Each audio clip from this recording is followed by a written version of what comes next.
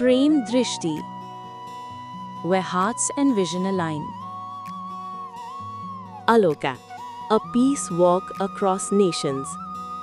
कहिलेकाहीँ शान्तिको सन्देश दिन न ठूलो भाषण चाहिन्छ न ठूला शब्दहरू। कहिलेकाहीँ बाटोको एउटा निशब्द कुकुर नै पर्याप्त हुन्छ। यो कथा हो अलोका नामको एउटा सडक कुकुरको।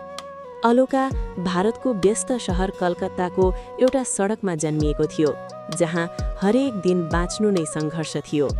मानिसको भिड, धुलो र दैनिकी सङ्घर्षबीच बाँच्न सिकेको त्यही सडक अलोकाको पहिलो संसार थियो। उता केही बौद्ध भिक्षुहरू वर्षौंदेखि विश्वका विभिन्न देशमा शान्तिको पैदल यात्रा गर्दै आइरहेका थिए। उनीहरूको उद्देश्य एउटै थियो, अहिंसा, करुणा र शान्ति। सन् 2022 मा भारत आइपुगेको बेला एउटा शान्त बिहान भिक्षुहरूको बाटोमा एउटा सडक कुकुर भेटियो। त्यो कुकुर नै थियो अलोका। त्यो भेट योजनामा थिएन, कुनै शब्द थिएन, कुनै बाचा थिएन, तर त्यही दिन अलोका भिक्षुहरूको पछि पछि हिँड्न थाल्यो। उसलाई कसैले बोलाएको थिएन, तर ऊ रोकिएन।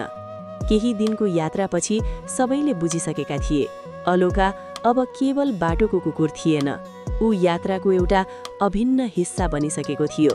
त्यही बेला भिक्षुहरूले उसलाई नाम दिए, अलोका, अर्थात् दिव्य प्रकाश। समयसँगै उनीहरूको शान्तिको यात्राले नयाँ देशतर्फ बाटो मोड्यो। भारतबाट सुरु भएको यो यात्रा अमेरिकासम्म पुग्यो।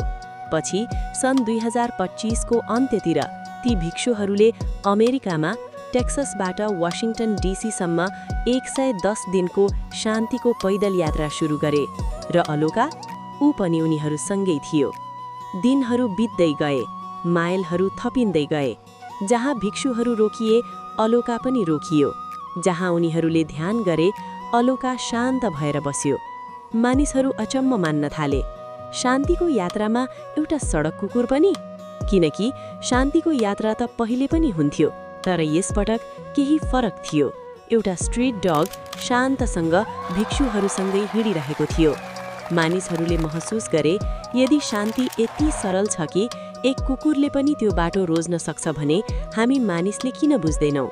त्यही प्रश्नले यो यात्रालाई अझ प्रचलित बनायो।